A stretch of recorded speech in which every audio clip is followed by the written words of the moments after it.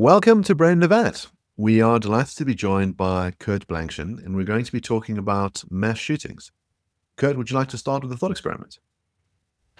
So I thought I would start with sort of an odd thought experiment, and I promise it's going to go somewhere. So I want to start with the first question of imagine a world where there are no mass shootings. And it might take a couple of minutes to kind of put together some of the details for what that world would look like. And we might then have to disagree or have a further conversation about what kind of laws we have, what kind of rights are there for gun ownership, what do we do with other subsequent classifications in terms of does a mental illness preclude you from owning a firearm? What does that mean then for people who would say forego getting a diagnosis or seeing treatment if they knew they would have to surrender certain rights?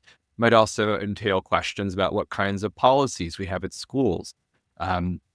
It might entail how do we actually build schools or make them safer? It might also raise questions in terms of how do we frame media narratives around race, around gender.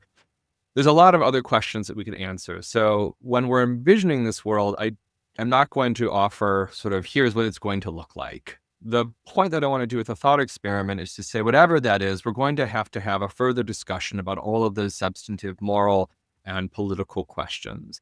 And in order to do that, I think we're going to have to take the temperature down a few degrees.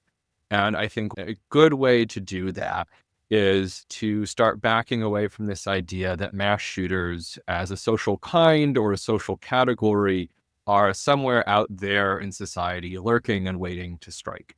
Now, to be very clear in the very beginning, I don't want to say that there's no such thing as the individuals who do the shooting. So I'm not making a claim about trauma actors or anything like that. Instead, I want to say that the way we're approaching these conversations to get to that shared goal of what a world without mass shootings would look like needs to be a bit more productive. And that's one of the things I'm trying to do is to change the way that we can even have this conversation together, because all of those other questions about gun ownership, about mental illness, about classifying narratives in the media around race are going to be contentious enough. And so I think framing our responses to events that we typically classify as mass shootings as a kind of protection is really just going to ratchet up these concerns and sort of take away space that we can actually talk to each other. Because if we're all afraid of this social monster out there, then we're less likely to give each other space to actually assess, well, is this policy actually doing anything to make people safer? Or is it actually really not doing anything from a safety perspective and really just kind of entrenching policies that don't work? Okay, so I just want to clarify what you mean by imagine a world without mass shootings. So are you trying to imagine a world without individual shooters who walk into public spaces and shoot at crowds? Or are you trying to imagine a world where there are still individual shooters who walk into public spaces and shoot at crowds, but we wouldn't call that a mass shooting? So I think my ideal goal would be the first one, where there are no such shooters. And I think the second one might be where we start removing that classification or that kind of framework from the conversation is in some sense a precondition to getting to that first world. So that's very interesting. So you think that the route, the ameliorative route, the way to get at reducing the number of individual shooters in public spaces is to reconceptualize our way of understanding those situations in such a way that we'd say there are no social events called mass shootings. So I find that very interesting because I hold an eliminative view of social phenomena. I don't think there are social phenomena. And one of the objections that's often raised to me is, well, we need to talk about social phenomena like mass shootings in order to do something about them. So what is it that you think that we can do because of the elimination of the social concept, where people think that actually you need the social concept in order to eliminate the actual individual happenings? Yeah. So I think one of the ways I tried to approach that question is sort of looking at how did we get the category in the first place? And I think we sort of see this, they're trying to make this genealogical pitch to say, starting in the 80s, we did see this kind of movement in the United States to talk about family annihilators and serial killers, to come up with these different criminal typologies. And one of the things that was starting to emerge at this time was also the idea of a mass shooter, particularly either in the workplace. So we sort of hear the more grim joke, right, the going postal phrase. But we also see this rise of a particular kind of concern that at the time criminologists said, well, this seems to be a very different kind of crime because there's no spacing out between the events, no cool down period in the pattern that we see with serial killings. Unlike family annihilators that seem to target local events of family relationships, these seem to target a broader network. And I worry that once we sort of accepted that framework and that kind of concern, especially post-Columbine, we never really stops to ask, what are we actually targeting here? What are we actually trying to talk about? And I think that's a knee-jerk response we had on a political and social level, and understandably so. We were responding to these traumatic events. And I think people want to invoke the mass shooter category as a way to communicate that we're taking school safety seriously, that we're taking public safety seriously. And I think you can still do that. I just worry that without a precise definition, or without even a much more well-developed definition, we're going to try and start throwing up any kind of things that say, well, this will make you safer from that monster out there. But if it turns out that's not something that's actually happening, I think we're really just painting ourselves into a corner. So I do want to agree, at least in this respect, that we don't need the concept to really look at questions about school security, or questions about, say, security in malls or other public locations.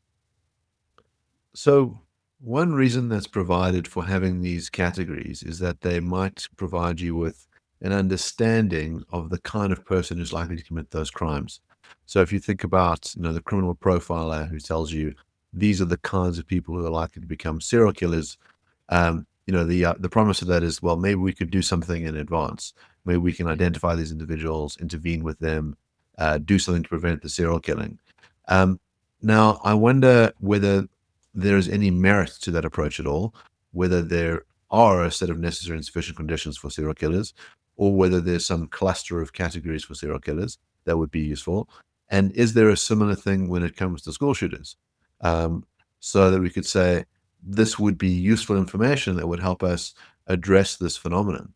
So I can't speak super well to the serial killer profile. We so often see sort of the triad. I think it's of bedwetting towards later teenage years, torturing animals, and fire starting.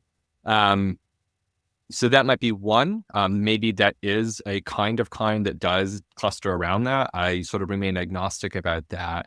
I think the thing that gives me pause about mass shooters, or school shooters even, is that we see the category drift happen quite quickly.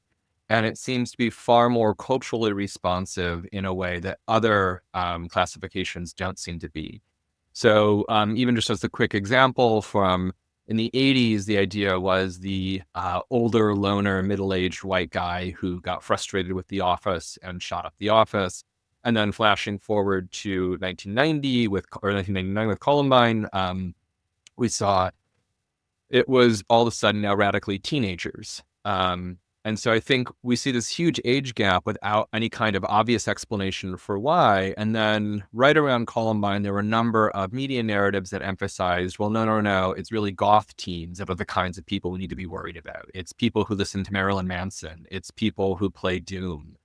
And each of these kinds of take their various turns in the rogues gallery. Each sort of becomes this new folk devil that we say, like, this is the person you need to beware. And I think the other interesting thing is we don't just sort of stop at that. We do that reverse engineering profile. So now it's, if your teenager's buying Marilyn Manson music or, angry music, you really should be very concerned. But in fact, there doesn't seem to be any kind of correlation between what kind of music you listen to and whether or not you go on to commit violent crimes. So I guess that's another reason I'm a little bit more skeptical about how we talked about the way, or how we described these kinds of events and individuals as, again, those sort of folk devil out there. Part of the problem may be that there's just so few mass shooters. So if you're trying to profile, let's say, the typical mass shooter at a school, if you look at the complete population of school children, and then you try to work out what percentage of them are going to be mass shooters, and you combine with that the fact that school children are very similar to each other, so they're going to have a lot of traits that are similar to one another. As we grow older, we become more differentiated from other people. When you're young, you're less differentiated, less individualized.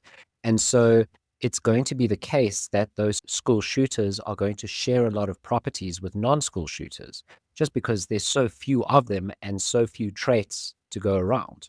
There's going to be so many common traits. So it does seem like if you're trying to use it as a predictive tool, your back's going to be up against the wall. It's not going to work. And I think one of the things that also comes out is it's not clear if it has to be a student themselves or if someone else who, say, does the shooting but is not a student or an educator.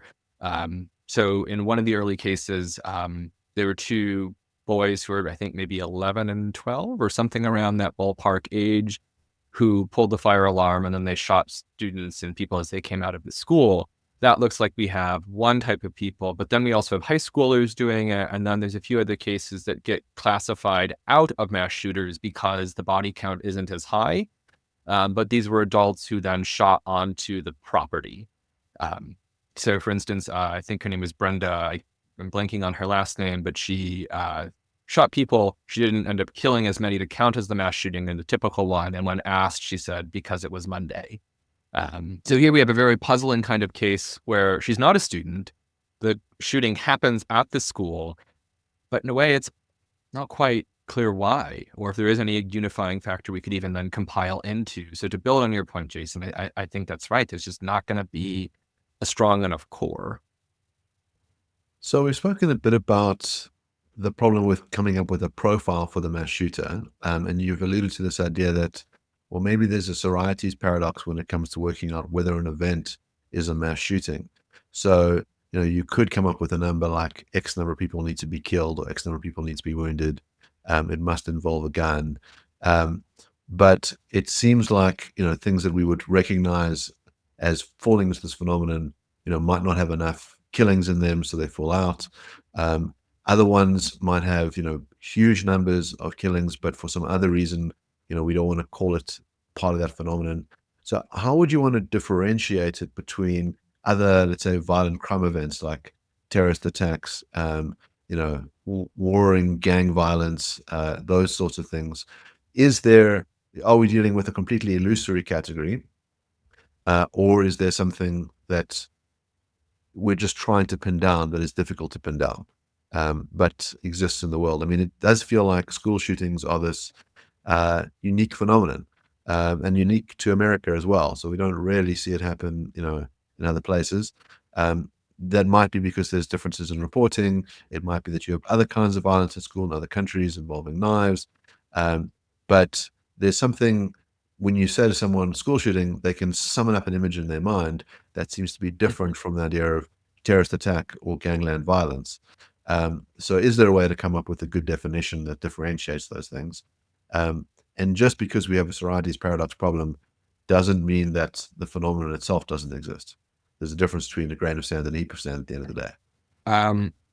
So I do think while there's this strong cultural image of who's going to be the kind of person who's there, I think that's also going to get very complicated when we try to pin down a particular context or location. So one of the initial criticisms that came out in some of the criminological work in school shootings was this presumption of which schools were sort of eligible, for lack of a better word, or seen as like, well, violence just happens there. So when we look at inner city schools in the United States, there was this presumption of like, well, of course people are shooting each other there. It's either gangs or drugs or like honor vendettas. But, when it happens in the white suburbs, it's, oh my gosh, no, like this can't happen. Like this is supposed to be the safe school. This is the good school. And so we start reaching for this other reason. And so I agree 100% that we do have this kind of common cultural touchstone, But I wonder if it's emerging not because of the violence itself, but because of our sort of presuppositions about where violence was, for lack of a phrase, going to happen anyway, versus where like, no, it couldn't. These are good white kids in the suburbs.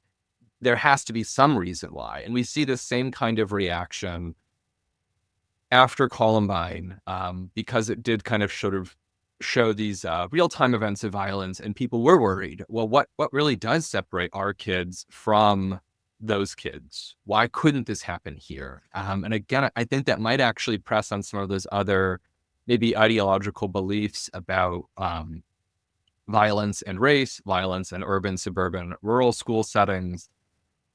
And so I agree. I just don't know if it's that there is this touchstone. I just don't know if it's going to be a productive way to talk about violence. And if we do still want to talk about violence that happens in schools, I think we can do that without having to appeal to that cultural touchstone.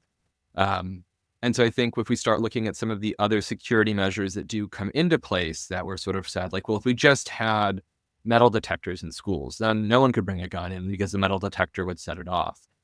And I think that's a kind of wishful thinking. So in one case, at a high school, the boy shot and killed the security guard who was operating the metal detector. So clearly that didn't stop anything. And in other cases, it seems, one, if we're going to do this, the school budgeting seems to be limited. So schools usually can only afford one or maybe two entrances. And ironically, this actually makes population density a lot higher. So the very thing that you promised was going to make people safe actually creates a larger target or denser target for the shooter to shoot, because everyone's bottlenecked at the beginning or end of the day to go through the metal detector. But that's not something I think that fits neatly with that narrative of what's going to stop us from that cultural touchstone, the figure, the social monster, as it were. I'd like to get into the nitty-gritty of the definition. So how many people are required to be killed or injured in order for it to count as a mass shooting? And a subsidiary question is, does intent matter? So suppose I'm a child at a school, I intend only to kill a particular other child at that school who I have a vendetta against, but the bullet misses and hits two more people, or I shoot twice and it kills another person, but it wasn't my intent. It seems like that's distinct conceptually from someone who tries to kill as many other children in the school as possible. That seems to be a different phenomenon that's happening, but maybe your account couldn't distinguish between them. So I'm just curious how intent plays a role and how objective numbers play a role, number of victims. So I think originally the concern was setting the body count at 4. And then more recently, U.S. federal agencies have started going down to 3. One of the complications about counting mass shootings, at least in the United States, is when we start pulling data sets across agencies. If one police department is using a different number set, another is using another number set, it's going to be very difficult to do a cross and compare. That has sort of changed given federal guidelines.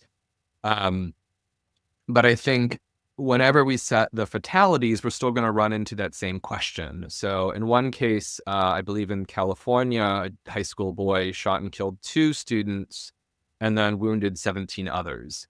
So if we lower the count to 3, 3 dead and then X number wounded, that wouldn't count because just 2 people died.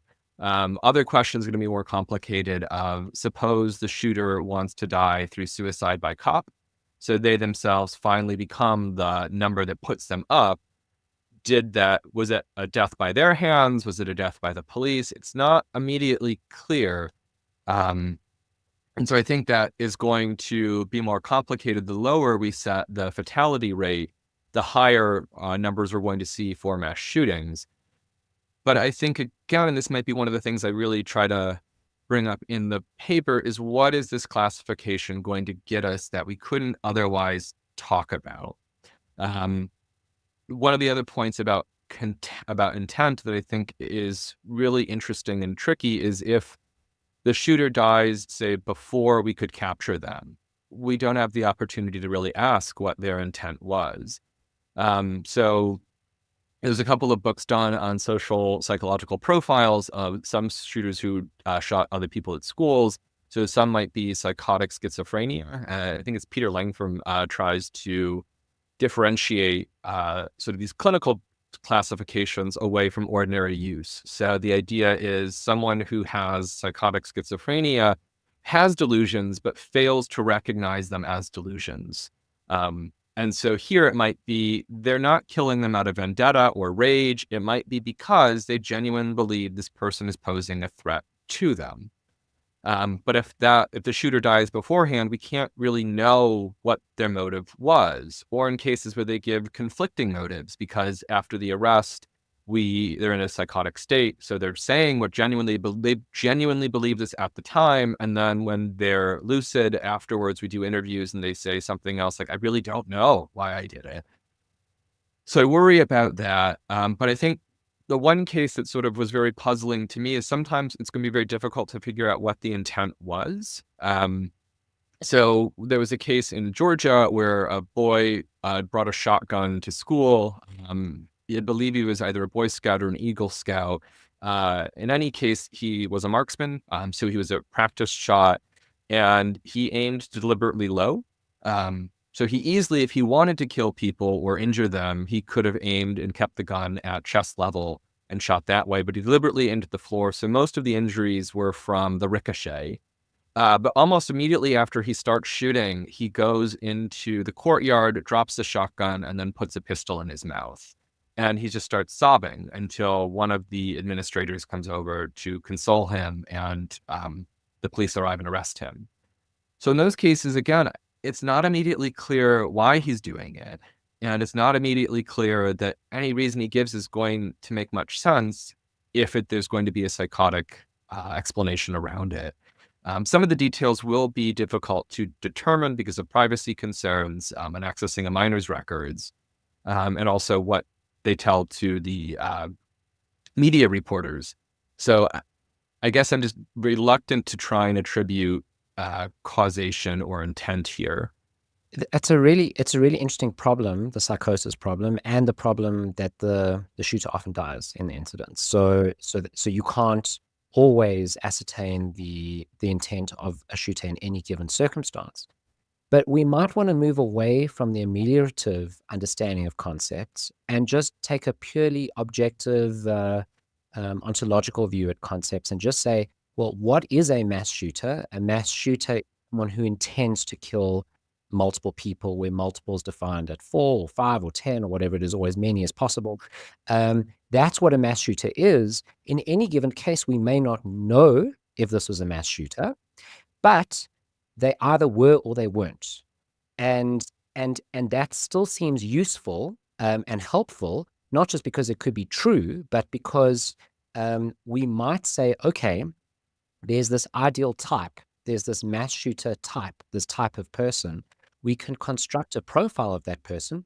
It's a person who hates society as a whole, who feels that everyone else is out to get them. They want to punish society. They want to get their own back. I'm not a psychologist, so I don't know what the particular thoughts are of that person. But whatever those thoughts are, and whatever that cluster of beliefs are, and cluster of desires and intentions are, we cluster those together and we say, well, this is the kind of person we're looking for, and this is the kind of person we want to prevent from developing.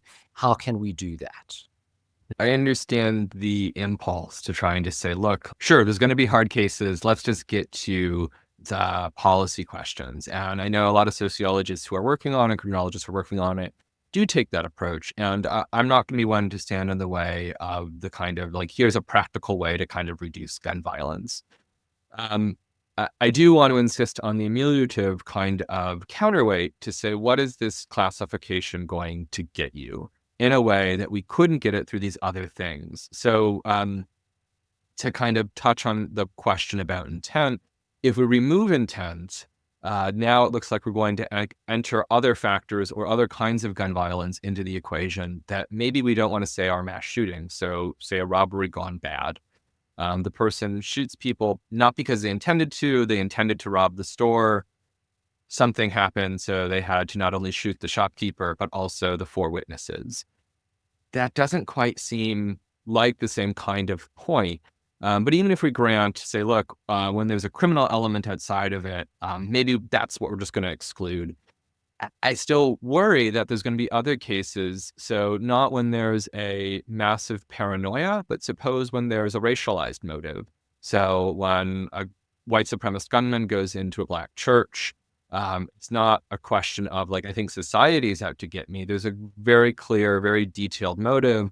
And in many cases, some of the shooters do leave these sprawling manifestos of why they've been aggrieved by all of these people.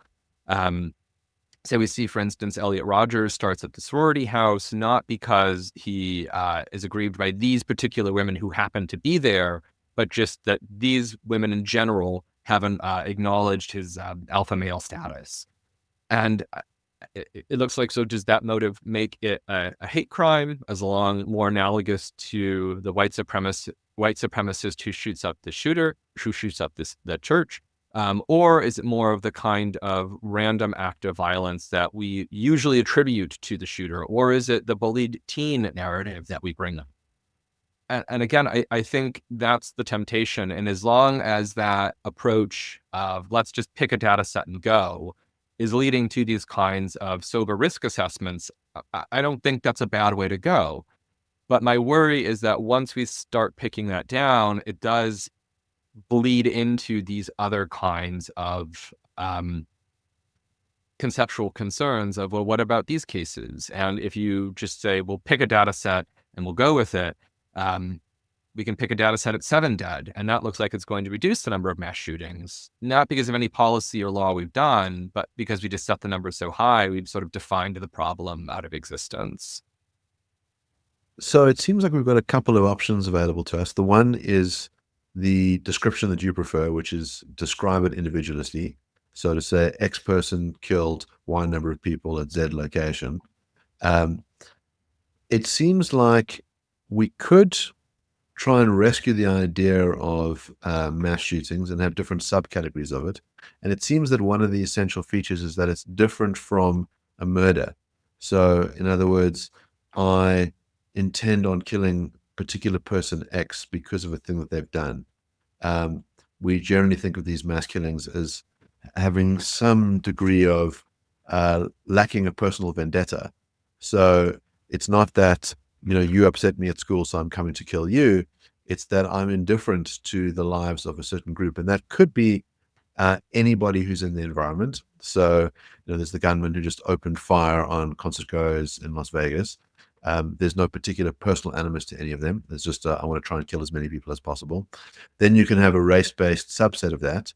So, as you mentioned, the Dylan Roof case, or the person who shot up the Tree of Life synagogue, specifically wanted to kill Jews, but was indifferent to which Jews would die. So these things seem different from murder. You might also think they're different from a terrorist attack. So a terrorist attack might be trying to achieve a certain political gain by creating fear and is indifferent to who dies along the way when they plant the bomb. But the aim just appears different from the kind of mass shooting case that we've discussed. It might be that there just is no way to combat the phenomenon. I mean, that might just be part and parcel of what it is, that you've got these sort of the strange thing that happens that doesn't fit neatly into other categories, that there would be no way to address it.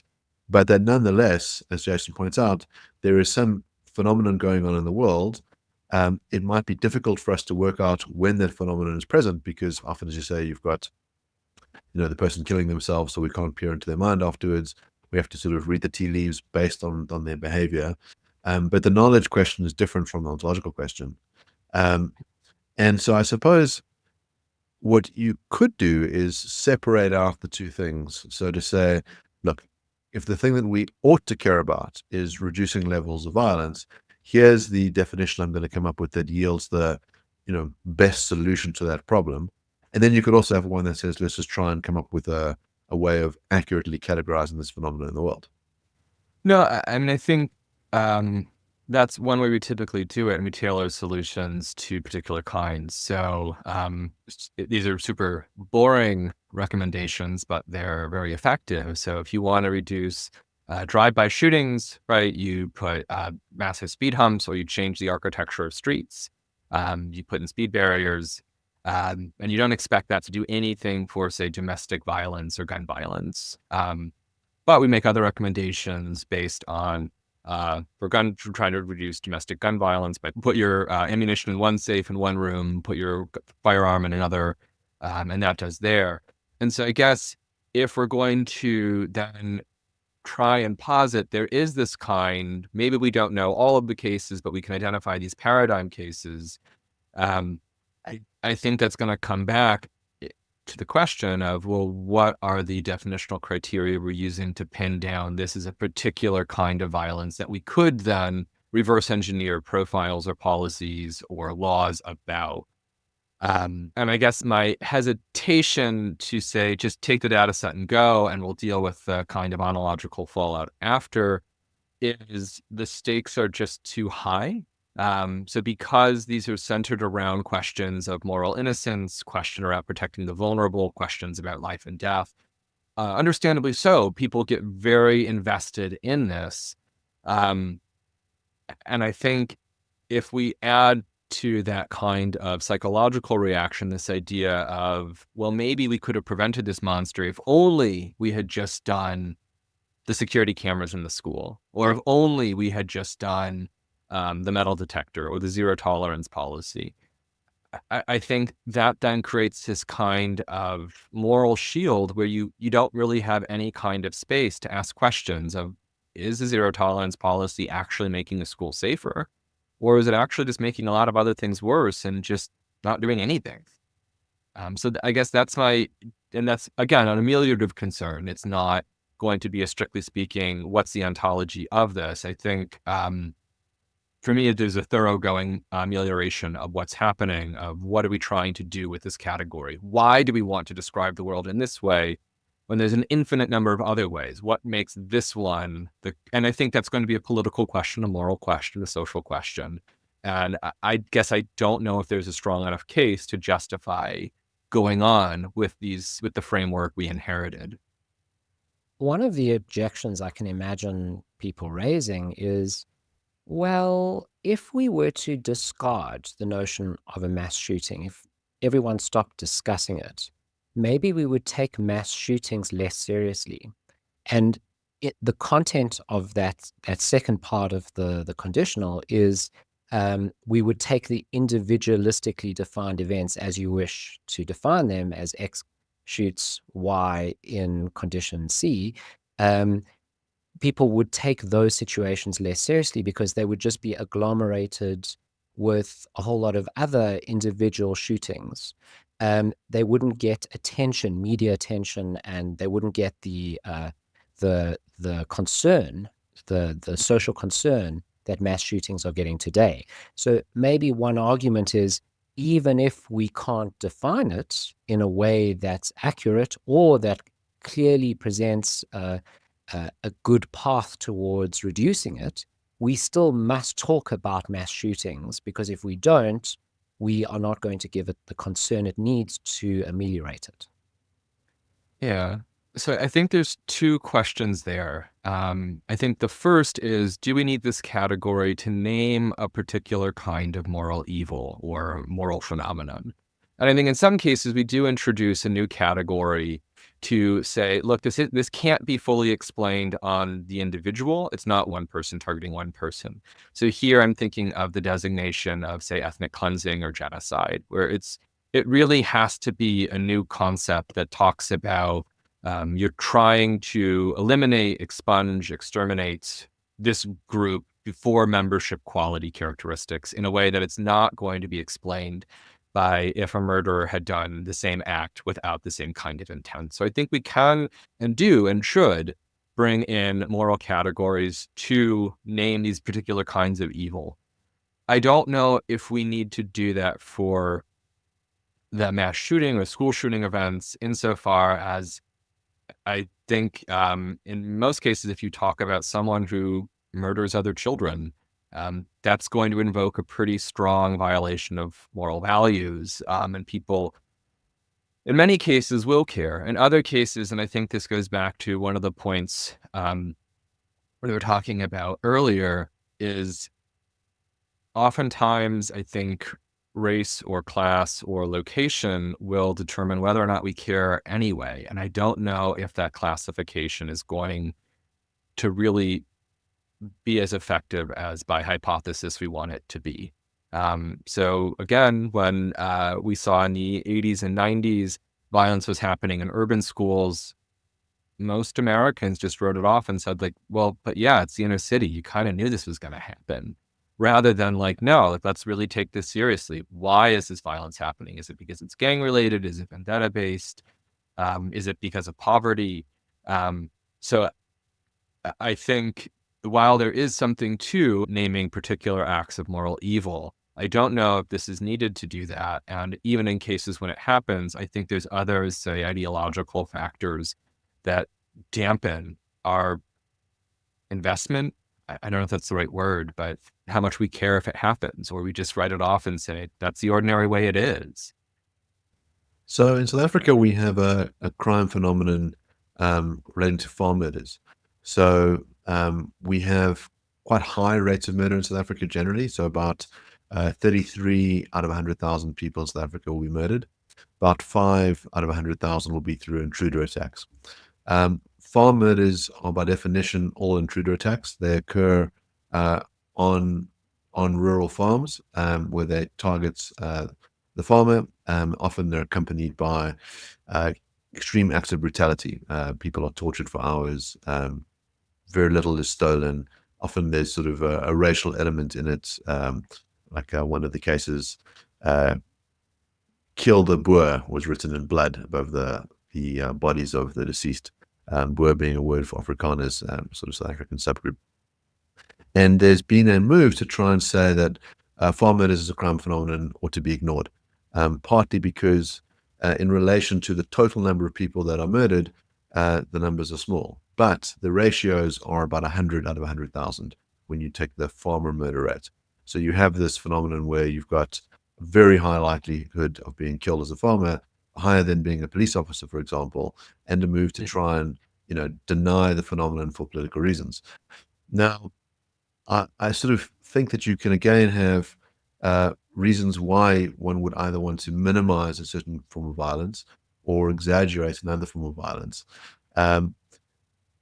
Is your view that mass shootings are a special category that we should dissolve, or do you think we should always take an individualistic account, that we should never refer to like a mass terror attack or a genocide or any other kind of social phenomena that involves violence? Or is this a unique thing for mass shootings where you think this is a phenomenon that's incorrectly described, but the others are all correct? So I think that there's something uniquely wrong or incorrect or inaccurate about the mass shooter one. And I think the other cases is going to be definitional disputes that in many cases might be scholarly. Whether or not in Holocaust studies or genocide studies, there's questions about, does intent have to be present from the very beginning? Can it kind of evolve? Does it have to be state sponsored? Can it be extrajudicial? And I think those are important questions, and they do kind of change the parameters of the discussion. But I think we have that kind of a discussion that we don't see the rapid changes with the mass shooter category. Whereas the mass shooter category, it seems like we're projecting whatever we already don't like about society or a particular group, and then saying, here's this personage kind of lurking around. It's the bully teen, it's the disgruntled coworker, it's whoever. And I think I would have to do more empirical research into the other categories that we've talked about. So I know we talked about psychopaths before, or serial killers before. And so maybe that is a kind that we could neatly map onto. Maybe it's not. I don't know the literature well enough to say anything super intelligent on that. But I think the thing that makes me think the mass shooter classification question is unique is just how dynamic it is.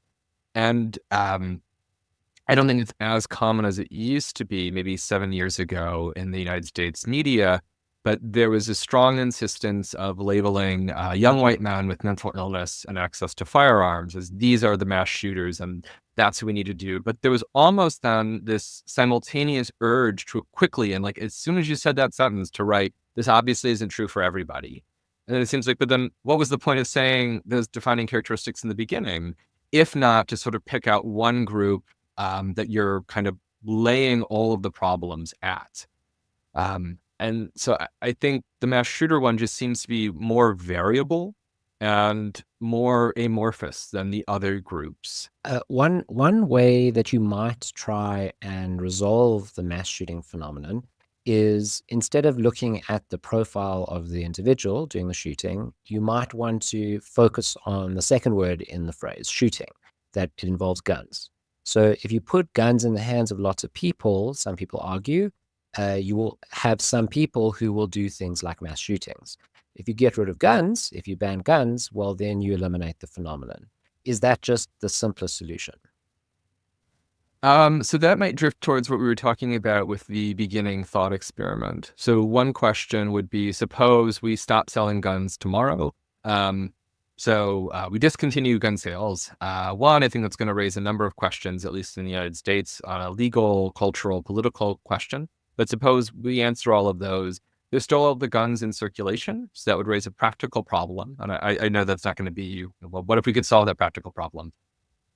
I don't know, because if there's this murderous impulse there, people find other ways to murder. So one of the details that often gets lost in the Columbine narrative was the original intent wasn't to do shooting. The original intent was to do bombs.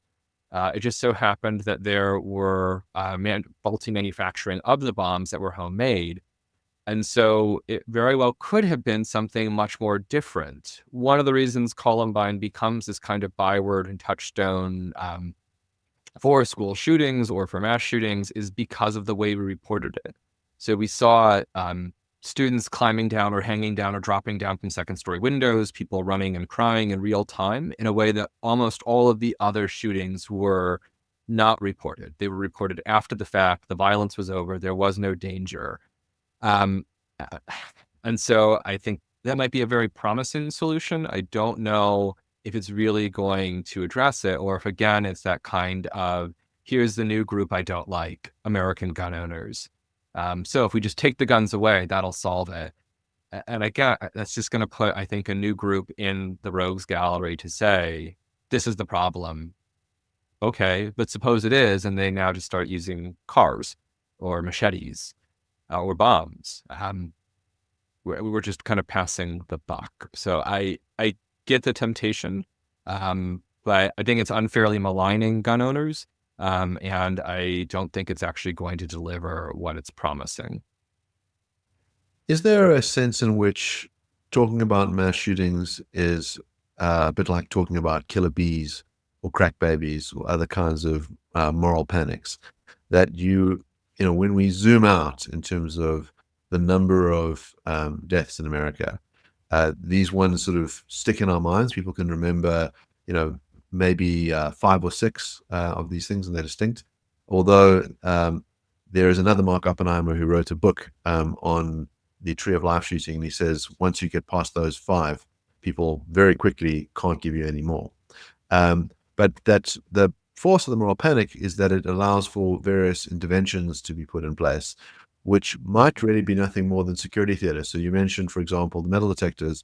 That feels like you're doing something to take a firm stance, but actually they might backfire in that, as you say, if you've got students who are now stuck inside, channeling through these 2 halls, and you've got an outside shooter, they've got much more chance of causing more devastation. So is it fair to characterize this as a moral panic? And if it is a moral panic, what's the value in removing the description of mass shootings?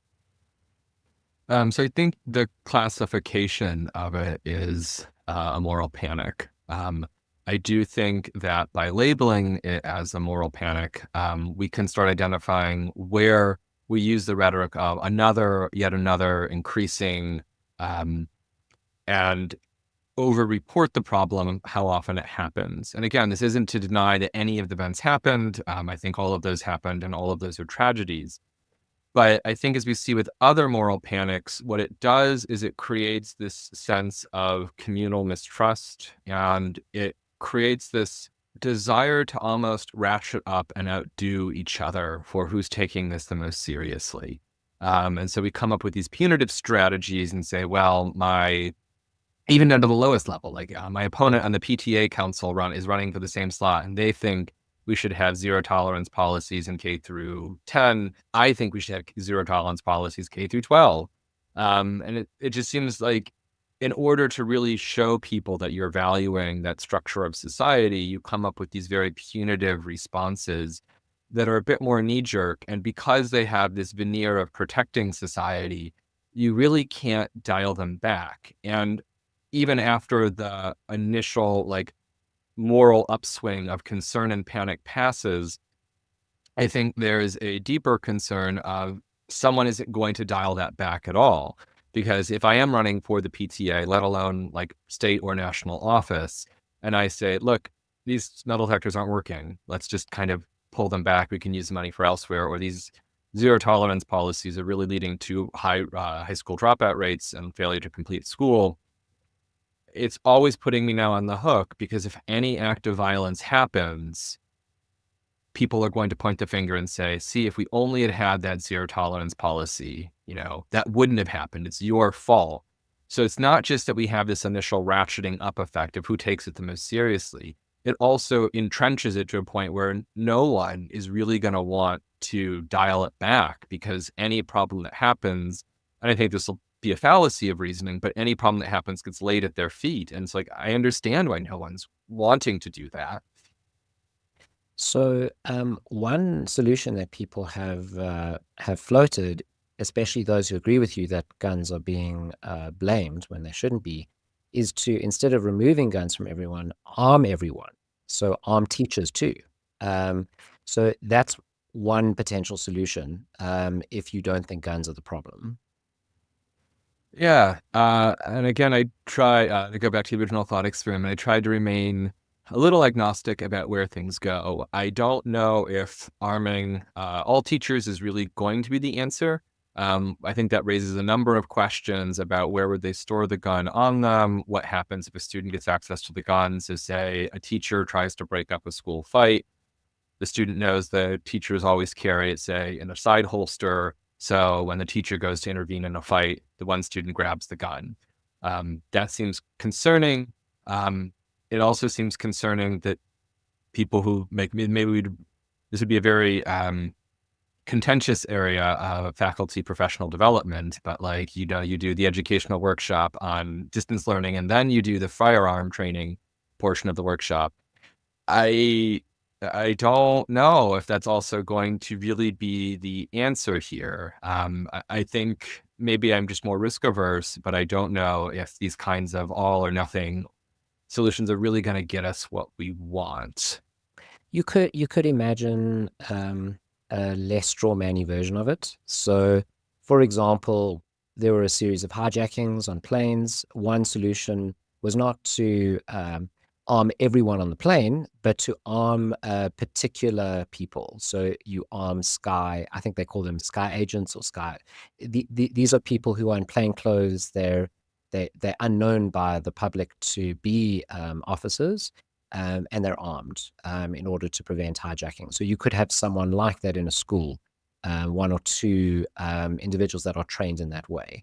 Instead of arming every teacher, you might arm some. Yeah, so I know one option that's had some success in just reducing school violence in general is having student resource officers. So one of the, I think, initial mistakes was putting officers in schools. And this created what some people have called a lockdown high mentality. So you're no longer looking at children as students, you're looking at them as possible suspects. And in a way, this isn't the officer's fault, right? The officer's trained to look at cases of suspicion, to question things. Whereas in the cases of students, right, they're there to learn. We have a particular purpose. And so recalibrating the student resource officers to a particular population might be more helpful to know when to enforce a disciplinary measure versus when is this kind of someone starting to act out for help. And I think building up that rapport with the students is more useful because it helps figure out the individual profile that we're responding to, rather than saying, you should be on the lookout for the kid in the trench coat. You should be on the lookout for the goth. You should be on the lookout for all of these other things. So I don't think that's a bad response. I think it has quite promising abilities, but I think it also creates a more expansive definition of what are we trying to do. One other thing, and this might be somewhat related to some of the concerns we've talked about, is I think there's a general desire to approach these questions of what will make us safe and to just stop. And I think that's, in a way, a kind of naive way to approach these questions. So when I was an undergrad, I did both philosophy and international studies and focused on security. And one of the very first questions you take up is, there's no such thing as safe, there's just safer. And I think that's not something that sits well with a lot of people. I think we want that quick fix answer. If we just do this, we're safe. And that's just not something that's realistic. And I think that's where the more we talk about mass shooters as a kind of person, as a kind of threat to society, the more we kind of promote that. Well, what do we do to stop them? And I think the pronoun's very instructive there. It's always a them who does it. Sort of reminds me of a scene from Marathon Man where you've got this sinister dentist who's pulling out teeth and asking Dustin Hoffman, is it safe? And, keeps on pulling out more and more teeth. And there's a sense in which that happens where we want the perfection of safety and are willing to introduce more and more measures. You specifically see it with airlines. You've got to take your shoes off and, I don't know, you're only allowed 100 milliliters of water on you and whatever else so that we can hopefully be safe. And it's unclear whether any of those measures do anything. There's another sense in which the media reporting on these things might have a perverse effect. So there's a protocol with regards to suicide that if someone kills themselves, the press don't explain how. And the reason why they have that protocol in place is that if they describe the details, especially of people who are very well known, that you get a surge in suicide of that type. There was a breach in this with regards to Robin Williams, and I think there was some discussion about how he killed himself. And then you did have this sort of, bump in the data of people, duplicating that suicide. And it might very well be that with mass shootings, when you have, people who are described in a certain manner where their names are, put in infamous lights, that could lead to a copycat crime. And so you might have a reason not to describe the phenomenon in that kind of way, on the basis that there's a causal link between the description and real world effects in the world. No, I think there's the worry about inspiration that comes up here. That if you have one person who sort of shows the pathway, that forever after whatever we do now, the fact that we publicized and spent so much time on Columbine, it's sort of etched into the cultural memory. I think it was the second most covered story in the 90s, second only to Bill Clinton's impeachment. So I think in a sense, there is that worry of what's going on there. And this might tap into, Ian Hacking has a view of interactive kinds. So when we put the label out there, people who believe the label attached to them react, internalize, and then put new data points into the social matrix, to which now the labelers respond, put a new label on. And so there's this cycle. I can see the worry. I don't know if we see similar kinds of things. We do see social media groups where people do seem to congregate and talk about either glorifying individuals. And I know there is a movement to not release shooters' names, to not give them that kind of fame or celebrity. And I think that might be helpful, but we might also justify that as out of respect to the victims. So in the case where someone releases the manifesto of "this is why I shot up the synagogue," it seems, look, we're not going to release that because it just doesn't seem appropriate at the time. We're focusing on the event. We're focusing on the tragedy, the people who survived the event. not about the motive per se. So I can see the copycat worry. In some sense, I think the genie's out of the bottle. But I think one thing we can do is, if we do remove that point of sort of making the shooter into a celebrity. So instead of running the 2.5 weeks of news coverage of, talking to everyone who ever knew him whenever, that denies it. That might be a change in media reporting norms, but it might also be not so much about the mass shooter as a category, but just sort of the general point of how we talk about criminals or villains in general in a society. So I don't know if we'd have to do specifically on the mass shooter classification to get there. We could just say this is just something we'll do as a matter of general approach to criminality. When looking at the reporting around mass shooting events, it seems like sort of a given among reporters that America has just far more of them than other countries. Is this true, firstly? Or is it some sort of aberration of the way that different countries define mass shootings? And if it is true, what does it mean? Does it mean that there's some sort of fundamental rot in American society, which is often attributed to American society by international reporting? I think one of the problems with it is it's going to depend on how you count. And so this will circle back to one of the things we've talked about before. If you set the standard too high at 4, there'll be shootings in other countries that happen, but don't pick up on the radar. And so then I think you can falsely conclude, well, this is a uniquely American phenomenon. And I think, again, when we go to the idea of intent and some of the other issues we've talked about so far, it might be a question about how often are these going to be particular kinds of mass shootings versus is violent crime specific to the United States. So if we're trying to individuate this kind of violent crime, it's going to, I think, lead us back into the very original definitional questions of, well, how are you differentiating or defining this crime, and what is it going to do to get you that? I also don't know how helpful some of the comparisons are internationally, given the different cultural makeups, given the different kind of legal histories, given the different demographic data in countries. And I think we do see, so we even saw shootings, say, in New Zealand, right, which is very different than the United States, but nevertheless, we still see violent crimes. And we still see other kinds of crimes. So it might be mass stabbings, it might be driving a bus or a car into a populated area. So I don't know if the international comparison is going to be as helpful as it might first be, because suppose we grant it and say, well, look, this just doesn't happen in the United Kingdom. Well, okay, how do we transport that from the United Kingdom into the United States? There's a lot of other cultural differences that happen there, even though there's a very similar point. I just don't quite know if it's going to be as useful as we want to, despite the fact that it's very popular in media narratives. Well, Kurt, I want to say thank you for a really fabulous conversation. Thank you. Thank you. It's been really great to be here.